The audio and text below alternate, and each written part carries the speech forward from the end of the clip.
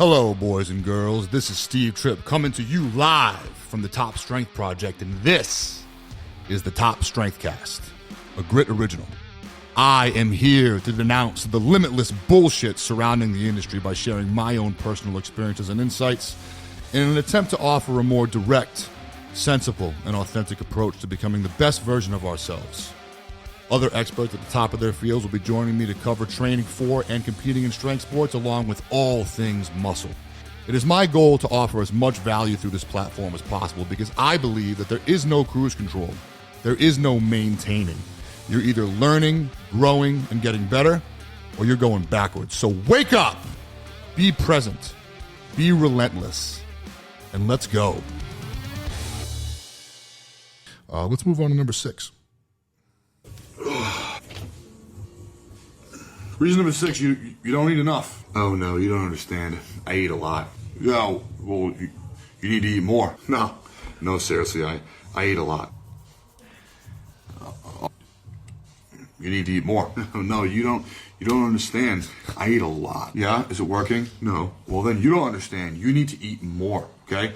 You need to first press the quality of your nutrients up, and then you need to strategically press the quantity up. Reason number 7, you're get ahead of myself here. All right, so reason number 6, you don't eat enough. So this builds a bit more on the last concepts that we just covered. But we all know the type, these people that claim they eat so much and they just can't gain any weight. You want to grab these fuckers by their scrawny little necks and fucking strangle them. It's like, dude, listen, you've been given a gift, okay? You have a super efficient metabolism, okay? Your body processes nutrients very well. You have a genetic predisposition to being sensitive to nutrients. You have a high insulin sensitivity. You've been given a gift, okay? Enough with this, I eat a lot and I can't grow. You're not eating enough. 99 times out of 100, when I have one of these hardos write down what they're eating, if they're honest, because most of them will lie and embellish and say they're eating more than they are, but if they actually write down and track their food, they'll see they're probably not eating that much. And regardless of how much they're eating, they're not eating enough to grow. That's why they're not growing. And there are plenty of strategies that you can do or that you can implement to increase your calories to cause a growth stimulus, okay? Chances are pretty good they're already insulin sensitive enough. They're probably already lean. As a male, they're probably under 15%. As a female, they're probably under 18%. So they're in a position to increase calories and grow, but they're eating a lot and they can't eat any more. So what can we do to help them out? For one, take a look at what they're eating and make sure they're pulling from sources that digest well, okay? If you want to eat a lot of food, you got to eat sources that digest well. If you don't, like I said before, gastric distress, poor digestion, water retention, bloating. If I eat a meal that contains foods that don't digest well, I'm going to feel bloated. It's going to take forever to digest, and I'm not going to be hungry for my next meal until tomorrow. So instead, transitioning to foods that digest well, I'm able to have a meal, a full meal, eat until I'm satisfied, and because those foods are not going to challenge my digestion, they're going to digest well, I'll be hungry again in 2 to 3 hours. So that's step 1. Step 2, you can lower your fat content. So I'm a red meat guy. I have whole eggs and 2 red meat meals a day, a ground beef meal and a steak meal. But they're higher in fat than, say, chicken breast, even chicken thighs. It's higher in fat than white fish. It's higher in fat than ground turkey. So higher in fat, higher in calories. So I can still hit my protein numbers. Let's say I do between 8 and 10 ounces of protein per meal. So rather than have ground beef, if my appetite is, if my appetite's poor, instead maybe I can go to ground turkey for a meal or 2. And then I'm going to have more of an appetite because there's less fat, less calories. Then I can press my carbohydrates up. And like I said, carbohydrates cause the body to secrete insulin. Insulin creates growth. So that's a great way to kind of add some more carbohydrates to my plate, is to lower the fat content. So that can help. And again, high protein, if you're fat and you're trying to lose weight, is good. So you want to make sure you keep the protein high.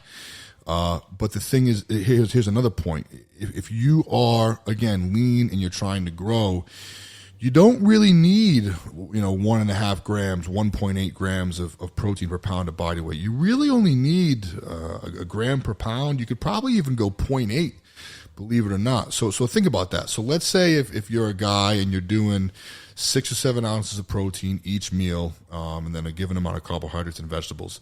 What if we were to decrease your protein intake to 4 or 5 ounces per meal? Okay, it's still going to be enough to sustain the muscle mass you have and build new muscle mass as long as you're still around a gram per pound of body weight per day.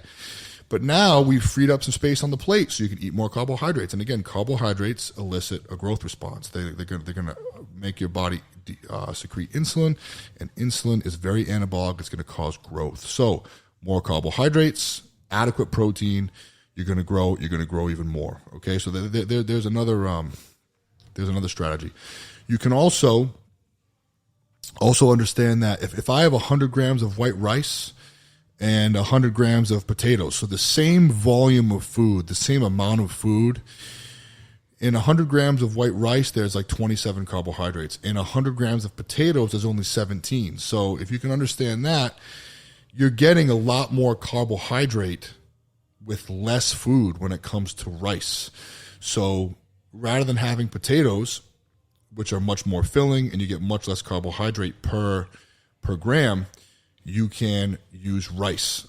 I eat rice with just about every meal when I'm trying to grow, because I can get 100 grams of carbohydrates. That's 300 grams of rice. Pretty easy to put down. If I want to get 100 grams of carbohydrates for potatoes, that is a shitload of potatoes. On the other end of the spectrum, if you're someone that's trying to lose weight and your appetite is crazy, use potatoes and fruit for your carbohydrates, because they are going to be much more filling. You're getting less carbohydrates per serving with those sources than rice. Additionally, if you're trying to grow, I'm bouncing back and forth. Hopefully I'm not losing you. If you're trying to grow, using some dextrose, just sprinkling some dextrose on your rice is going to make it much more palatable, much easier to digest. You're going to be able to get down a lot more rice, just sprinkling some dextrose on top.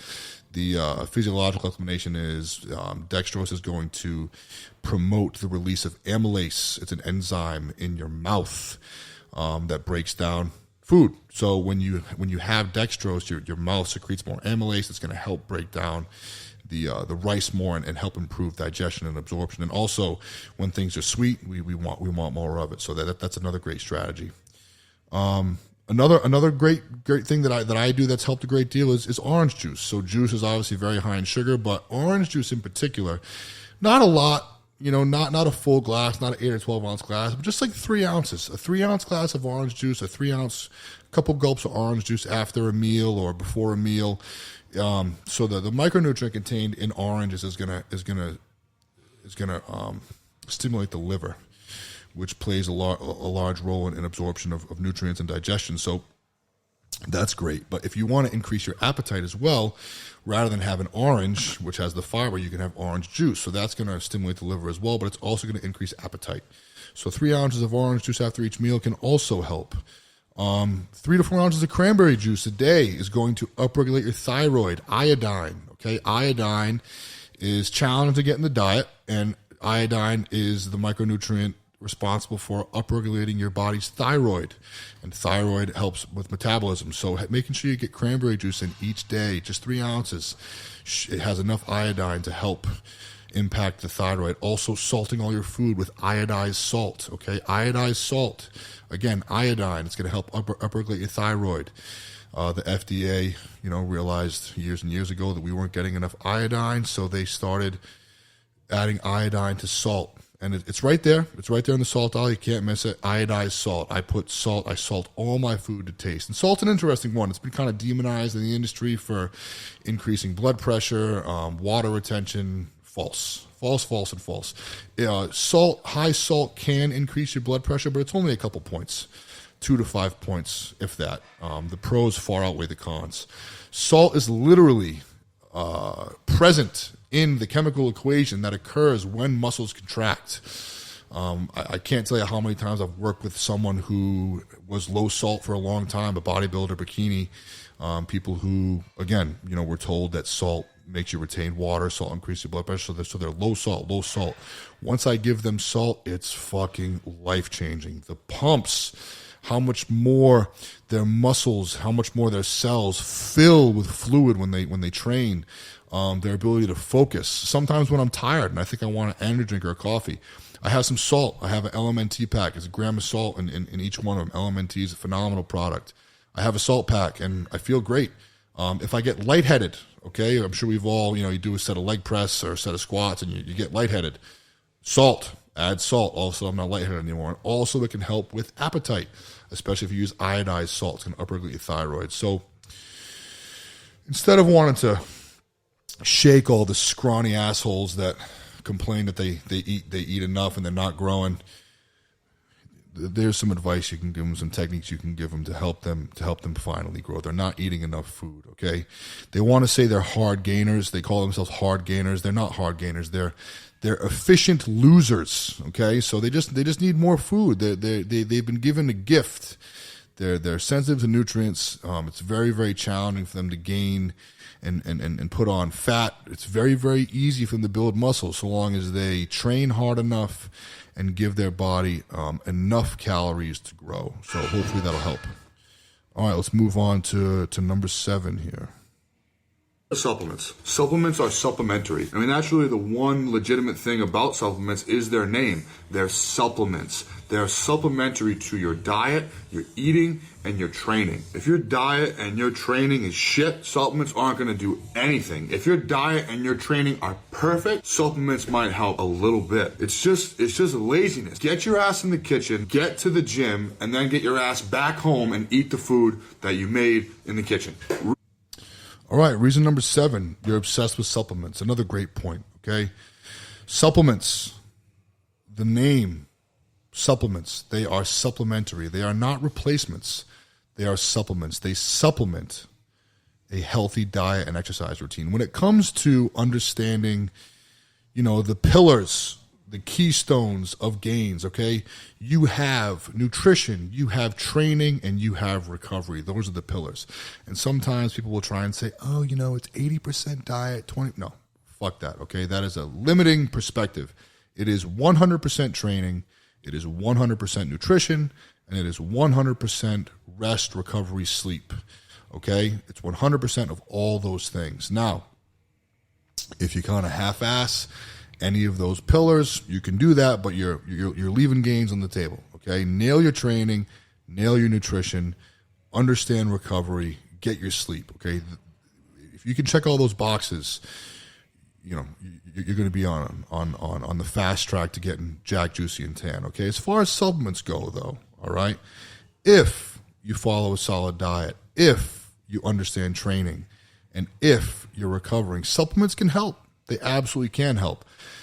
They can cover a lot of gaps when it comes to nutrition. For example, and when I talk about supplements, I'm not so much talking about like pre-workouts and stimulants and stuff like that, even though, I'm a huge stim guy. I wish I wasn't, but I use all the pre-workouts. I wish I didn't. But when I talk about supplements, I'm talking more about things like nutraceuticals, like zinc, magnesium, fish oil, probiotics, multivitamins, adaptogens, things like alpha GPC. These are the supplements I'm talking about, okay? And specifically the magnesium, the zinc. These are things that aren't the easiest to get in from food, especially if you're dieting and if you're restricting calories. It's tough to get. It's tough as a man to get 400 or 600 milligrams of magnesium a day. That's a lot of spinach. So I supplement with it. I supplement magnesium. I supplement zinc. These can cover a lot of gaps, micronutrient gaps that we may be missing from food. Now, you want to get it from food. It's always best to get it from real food, but sometimes you're deficient in certain things, so we use supplements. Vitamin D, outrageously powerful supplement. Some people actually classify it as a hormone. Stan Efferding has a fantastic rant. I don't know if you guys seen his Rhino rants.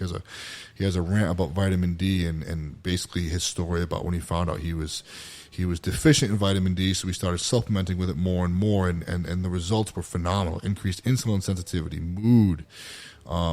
It's just beyond. Vitamin D is super important. Everybody should be supplementing with vitamin D, especially if they're deficient in it. And also realize, I double my vitamin D supplementation in winter months when I'm not outside as outside as often because I'm getting less sun exposure. So vitamin D is super important. So I'm kind of contradicting myself. I'm talking about how great supplements are and how important they are, but they'll never replace the importance of dieting, eating food, eating real food, training, and getting rest. They'll never replace that, but they can help. They can add to those factors. And a nice rule of thumb I like to communicate to people is if you're spending more a month on supplements than you do a week on food, you're fucking up. You're leaving a lot of gains on the table. There's some low-hanging fruit there that you're not taking advantage of. Make sure you're nailing your food, learn about nutrition, learn about training, cover your rest and recovery, and then you can learn about supplements after you've kind of nailed those things down a bit, just to get a little more out of it. I hope that made sense. All right, guys, supplements, not replacements. All right, moving on. Where are we at? Number 8.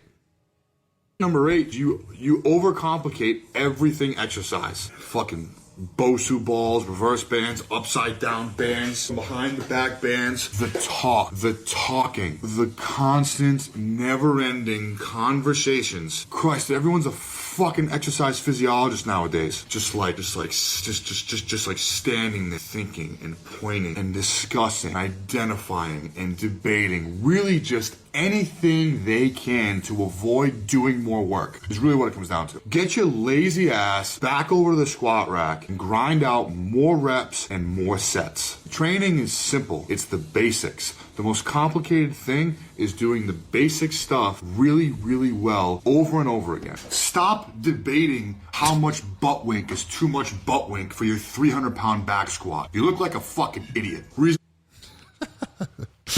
Hey, can you believe it? I agree with this guy again. He's pretty smart. All right, overcomplicating exercise. Listen, guys and girls. It's the basics, all right? Barbell weightlifting, squatting, pressing, pushing, pulling, deadlifting. That's the show. You're never going to find a way to avoid or replace the effectiveness of these exercises, regardless of what your goals are. I don't care if you're 9 years old or 90. Everybody, again, regardless of what your goals are, everybody needs to be squatting or some type of lower body push, some type of variation of a squat, deadlifting or some type of variation of some type of lower body pull. So lower body push, lower body pull, squatting, deadlifting. Everybody needs to be pressing overhead, over a military or shoulder press. Everybody needs to be pulling from overhead, like a pull down, a pull up. Everybody needs to be horizontal pushing, like a bench press. And everybody needs to be horizontal pulling, like a row. Those 6 fundamental movement patterns need to be present, or variations of, and there are a million variations. I don't care what your condition is, whether you're brand new, 9 years old, like I said, or whether you're 90 with a fake knee and fake hips. You need to be squatting, you need to be pressing, you need to be pulling from the floor, you have to be rowing, and you have to be pulling from overhead. Those 6 fundamental movement patterns need to be present in every program, and the basics will always reign supreme. Now, granted, sometimes accommodations and variations and these movements need to be changed and varied to fit the individual. Not everybody can low bar back squat or can back squat at all. You know, maybe a high heel elevated front loaded goblet squat is more appropriate. Not everyone needs to be barbell deadlifting. You know, a trap bar, a high handle trap bar, a kettlebell deadlift, an RDL. Any of these variations are fine and appropriate, but they need to be in there. The basics need to be in there.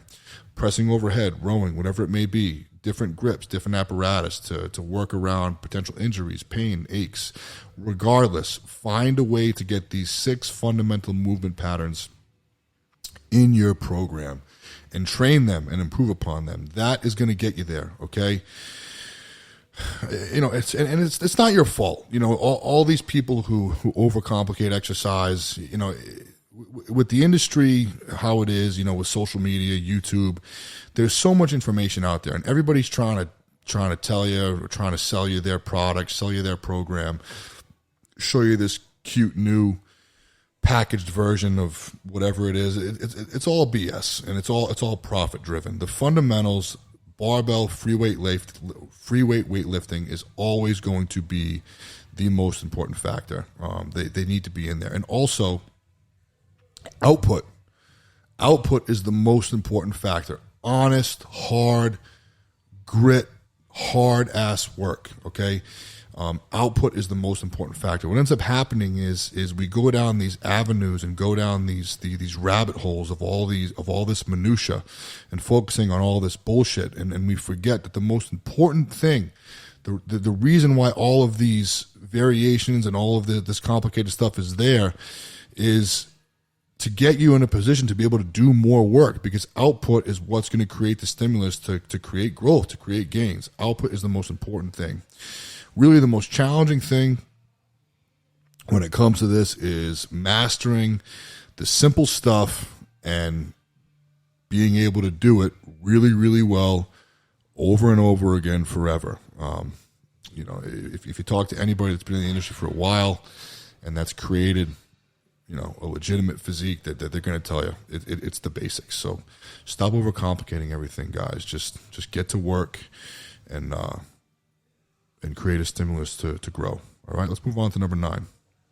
Number 9, your pain tolerance is shit. What you perceive as a 10 is a 4 at best. That's giving you something. Here's something I think people need to be more aware of when it comes to adaptation to exercise. Over time, you're going to be able to lift more weight. You're going to be able to do more sets. Your ability to recover in between those sets is going to improve. Those are all quantifiable metrics, right? But something else that improves that isn't measurable, your ability to suffer. As you become more and more conditioned, your ability to work within a specific threshold of discomfort or pain also goes up. And this is something that needs to be considered. If you quit when it starts to hurt, your pain tolerance is shit. You need to realize that this is where you need to live. If you want to keep moving forward, you need to suffer. You need to be more comfortable in an uncomfortable state. So buck up. Let's go.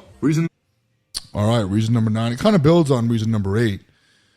Pain tolerance, okay?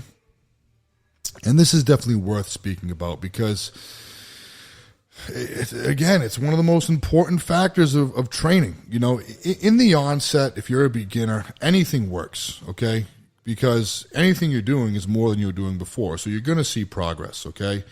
Just getting here, going through some movements, learning how to squat, learning how to press, improving your nutrition a bit, all that stuff is going to create progress. But as you become more and more proficient, you have to keep, sustainably increasing your stimulus, sustainably increasing your output, pushing yourself a little bit harder. And the point I made when I just mentioned that is that, being able to do more weight, being able to do more sets, being able to recover faster, those are all kind of easy metrics to understand because they're very easy to quantify. You can see like, hey, I squatted 205 for 8 reps last week and I did it for 10 this week. Great. So I'm making progress. Or I was able to do this for 3 sets of 10 last week and this week I did it for 4. So we're applying progressive overload. We're increasing our output. We're doing more work. Okay, but what about how things actually feel? Are you becoming more comfortable in an uncomfortable state? I can't tell you how often I see this, and I see it all the time. People quit when they start to get uncomfortable. They quit before they're done. And I understand in the onset it's new, okay? And it's all new to you. You're not used to being uncomfortable. But after you've been doing this for a couple weeks, a couple months, you have to hold yourself accountable to understand, like, hey, I've been here before. I need to figure out how to be more comfortable in an uncomfortable state. I got another 6, 7, 8 reps in the tank after it starts to hurt. And that's necessary. That level of output is necessary, especially when you're not a beginner anymore. If you want to keep making progress, if you want to keep building muscle, if you want to build more muscle, build more strength, burn more fat, you're going to have to keep pushing. You're going to have to suffer a bit more. And it's so valuable, Building your pain tolerance and training will serve you outside of the gym in countless ways. It's building resiliency. It's building character. It's being able to hold yourself accountable. Earlier we talked about these people that create these limitations for themselves, the negative self-talk. I can't. I can tell you through the practice of being, pushing a sled or being in a leg press and you don't want to fucking be there. It hurts. Oh man, it burns, but you fucking bite down and you get 5, 6, 7, 8 more reps. You know, it fuels your soul. It slaps you in the face. It's like, fuck, man, you know, I can fucking do this. I can push. And, you know, that is something that needs to be considered. It needs to be implemented. You know, when you're training, when you're developing, you need to increase your ability to be comfortable in an uncomfortable state. That has to be in there, especially when you're not a beginner anymore. And the more fit you get, the stronger you get, the leaner you get, the more muscular you get, the more you have to push, the more you have to suffer. It never gets easier. It never gets easier. If anything, it gets harder because you need to be able to handle more stress. You have to be able to push further than you've ever pushed. That's the only way your body's going to respond and continue to grow. So getting your pain tolerance up is super important.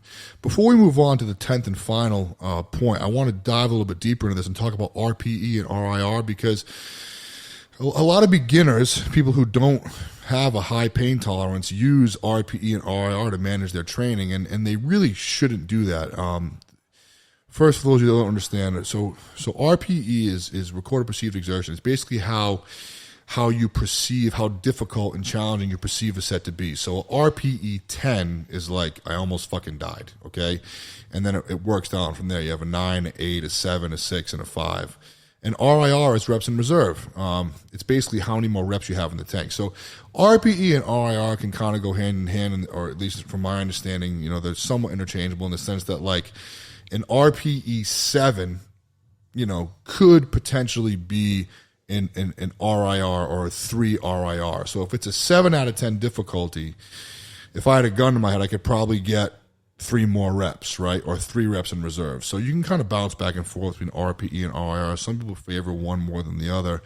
I think it's important to be in there. It's an effective way to manage your training. But the thing is there's a prerequisite.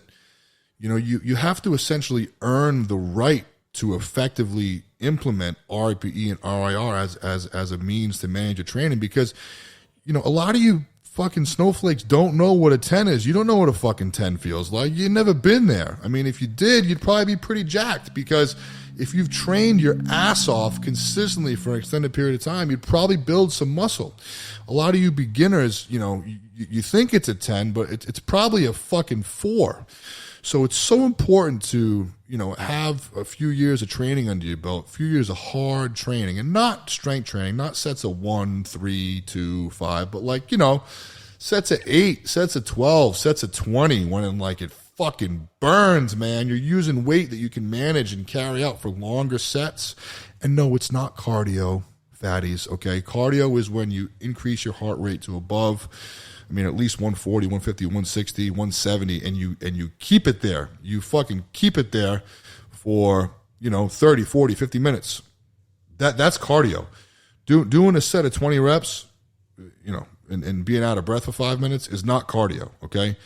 But it's so important to do that and do it for a while so that you can understand what a 10 feels like before you can try and say that was a 7. You got to know what a 10 is, and you've had to, you know, you got to go to a 10 a lot, you know, not just a handful of times. You got to hit a 10 a bunch of times before you can actually know what a 5, 6, 7, or 8 is. I mean, wouldn't you agree? It's so important to do that. So essentially, that's the prerequisite to being able to use RIR and RPE is first training hard enough so you actually know what a 10 is, and then once you know what a 10 is, you can decide what a 7 or 6 or 5 is. So I hope that made sense. All right, on to the last one. All right, reason number 10 why you're not growing.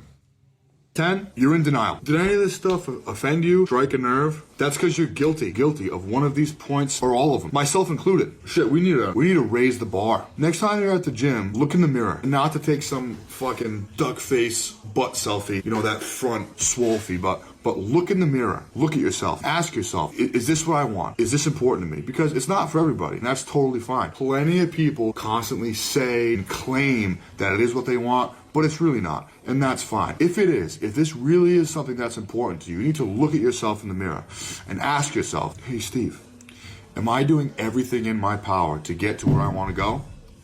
Chances are you're probably not, because I know I'm not. Those are my 10 reasons why you're not growing. Tune in next week for the Strength Tip Tuesday. All right, there is number 10. You're in denial, okay? You know, and that's kind of, that's a great way to wrap this up, you know? Are you triggered? Are you offended? Well, you know, shut up. That's kind of the problem. That's what we're talking about here. It's about being accountable. It's about holding yourself to a higher standard. You know, to wrap this all up, something that I believe and that I'm really passionate about is that we're all the same. We're all the same. We are all living, breathing humans with a heartbeat, with red blood in our veins, with muscles, ligaments, tendons, joints. We all have the ability to learn, to adapt, and to grow. The thing is, though, is what makes us different. What makes some people different than others is some people acknowledge that. Some people take responsibility for that and they fucking do something. Other people make excuses and they don't. But at the end of the day, we're all the same. We all have the potential to do great things. But it's a matter of understanding that concept and doing something with it. Do you feel depressed? Do you feel anxious? You know, that's cute, and I'm sorry, but the best thing to do is to get out and get moving. You know, that's what's going to make you feel better. And it's so important to, you know, a lot of people who are sitting at home and they're feeling sorry for themselves and they can't get out of their own way. You know, what are they exposed to? You know, they're on Instagram and they're seeing everybody's highlight reel. You know, they're seeing all these beautiful people, successful people. They see trips, yachts, money. They see beautiful bodies, PRs, big lifts, people competing, and that's what they watch and that's what they see. And to them, it seems so unattainable. What they don't realize is that there was a process to get there. You know, I had a process, and I had a lot of setbacks, a lot of hardships, a lot of trials and tribulations. I fucked up 1,000 times, but you know what? All those failures and all those setbacks, they served me. They were perhaps my greatest lessons. So understanding that everyone has had a process, everyone has had a journey, and that you are completely capable of doing the same thing. But the key is to start small sustainable changes. Something else I see all the time is someone will come in and they're just full of piss and vinegar. You know, maybe they just got out of a bad relationship or whatever it may be, but they come in, they're like, dude, I want to work out 7 days a week. Give me a nutrition plan. Give me, you know, I'm in, I'm all in. And it's kind of like, you know, that's great, but that's not going to be sustainable. You know, the key is to take, an unbiased look of where you're starting from. So anytime I meet with anybody, the first thing I do is I give them an evaluation. Like I said, I do the biosignature, 12-set skin fold caliper test. I get their lean mass, their fat mass, and some insight into the body's hormonal pathways. And based on that, I could write them a diet. I could write them what I would consider to be an optimal diet, an optimal way to feed themselves. But the thing is if whatever that is dramatically different than what they're doing, they're not going to be able to stick to it. So instead, I have them write me a food diary. And I say, listen, be honest.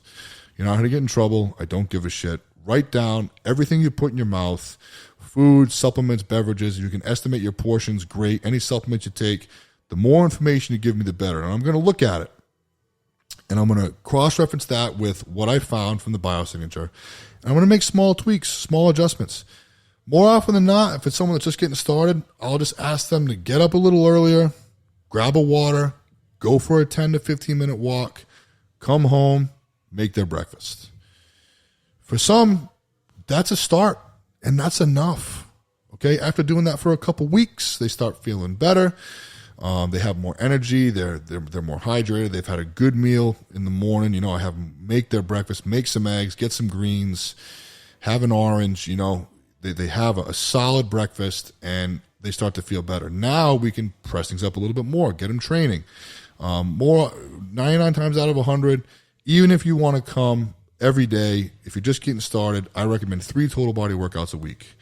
That's going to be, I've done both. I've done split routines with beginners, and I've done total body workouts 3 times a week. I've done split routines 4 or 5 days a week. For the first 3, 6, 9 months, I have seen better progress with people doing 3 honest, intentful, solid total body workouts a week. That I've seen the best results. And then rather than spending all that excess time in the gym, I have them go home and spend some time in the kitchen, spend some time feeding themselves, spend some time recovering, go for a walk. There's other things to do. The majority of the progress, the majority of the results happen outside of the gym, outside of training. So understanding those concepts is very important in the onset. But again, it's sustainable. It's sustainable buildup. And what's so great about that is what ends up happening is in 6 months, in 12 months, in 18 months, these guys and girls, they are living dramatically different lives. They are feeding themselves in dramatically different ways. They are training dramatically different than they were 6, 12, or 18 months ago, but they don't really even notice because these changes were implemented in a sustainable manner. And what's so special about that and why this approach is so important is the progress and gains that they've made in that time period are theirs. They own it because it was done in a sustainable fashion. Sorry to say it, but all those fat people shows, The Biggest Loser and all that shit, as soon as those shows are over, those people are fat again, okay? Because the radical changes they implemented to make those dramatic changes in such a short period of time are not sustainable. And eventually they're going to go back. They're not going to go back to where they were before, but when they go back to a more sustainable life and they start eating again and trying to be normal, they're going to rebound because they were so extreme to lose all that weight. So small, sustainable changes is the show. It's the best way to do it because, again, you own the progress you made, the strength, the muscle you've built, the fat you've lost. It's maintainable because all these changes we've implemented have been done in a sustainable manner. Just think about if you were to bust your ass for 3 or 6 months, especially if you're someone who was really struggling before you finally worked up the courage to get started, and you make all this progress, and you're super diligent, you cross all your T's, you dot all your I's, and you make great progress, and then you kind of want to just take a step back for a minute, go back to a normal life, and you lose all of it, or lose the majority of it. How devastating would that be? That's so hard to swallow. You're much better off making small tweaks and small sustainable changes and holding yourself accountable to continue to press things up consistently over a long period of time. And then you're going to own all the progress that you made. So in closing, to wrap this up, we're about an hour and a half in. I encourage all of you guys to first, stop with the delusions. Stop with the excuses. No more excuses. Don't be an excuse-oriented person. Be a solution-oriented person. If you do have an injury, if your shoulder's bothering, your back's bothering, your knee's bothering, go get it fixed, okay? There are resources out there. And there's also plenty of ways to modify exercises to work around these chronic aches and pains. They don't need to be there. So while you're seeking out resources to fix this issue, you can continue to train and continue to make progress without the cost of exacerbating these injuries, whether you actually have them or not. Additionally, talking about delusions, no more negative self-talk. Cut the shit with that, okay? It's not going to get you fucking anywhere, all right? Those who believe they can and those who believe they can't are both right. Words to live by, all right? Moving on to number 3, check your ego. The strongest and smartest people in the room are in the wrong room, all right? Align yourself with people that are better than you. It's the only way to guarantee progress, okay? We've seen it 1,000 times before. Show me your friends, I show you your future. There's a bunch of quotes that if you want to be a millionaire, hang out with millionaires. You'll become one inevitably, okay? Number 4, stop doing things you think you're good at, okay? Challenge yourself. Step out of your comfort zone. Address your weak points. Prioritize your weak points. Your challenges create your direction, okay? Understand nutrition, all right? It's much more than calories in, calories out, okay? Think about the digestibility of food. We're not what we absorb, okay? It's not just macros either. It's micros. Micros are super important, okay? Manipulating when you're taking in certain macros, nutrient timing, carb backloading as a means to get leaner, realizing that in order to build muscle tissue, you need to be lean first. You have to increase your insulin sensitivity. That's going to serve you so much better than just trying to cut calories. All right, guys, we're interested in fat loss, not weight loss. They are not the same. All right, hard gainers, stop complaining about your gift. Okay, make an honest food log, see what you're eating, and press it up using the strategy we went over earlier, okay? Easy on the supplements, guys. Food, training, rest, those are the pillars. It'll never change.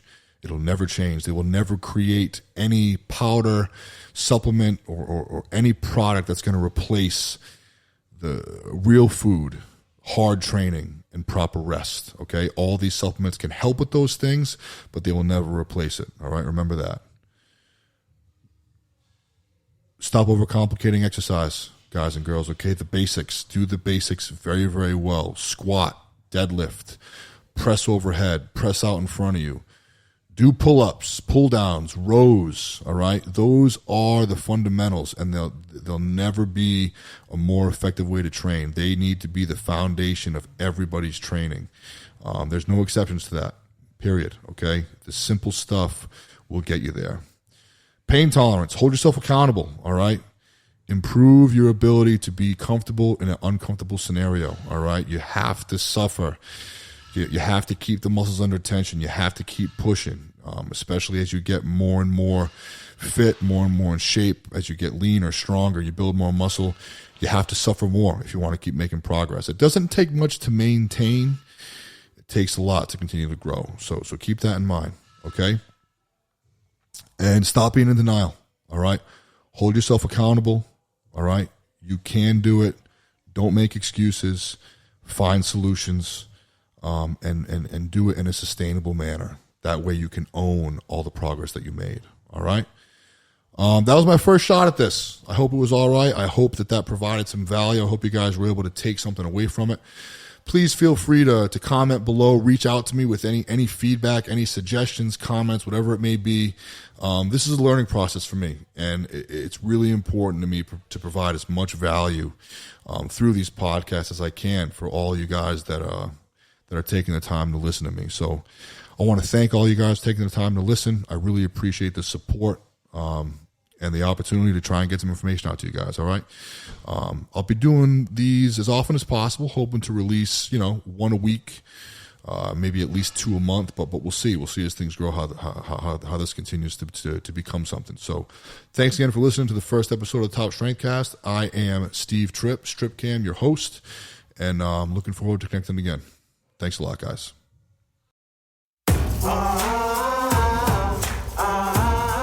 All right, so that just about wraps up today's episode. Thank you guys so much for tuning in to the Top Strength Cast. I hope you enjoyed listening to that as much as we enjoyed putting it together. If you did, in fact, enjoy it, please leave a 5-star review, like, share, whatever it may be to help get the word out. We really appreciate the support. And also, your feedback. Your feedback means a lot to me. Feel free to reach out, shoot me a DM directly at StripCam, or comment below. Like I said in the intro, it's most important to me to offer as much value through this platform as possible, and it's very helpful in doing that to get your guys' feedback. Let me know what you like, what you don't like, what you want to hear. I really want to provide the best service possible. So thanks again so much for listening. We'll see you guys over there, and we'll see you next week for the next episode. Thanks again.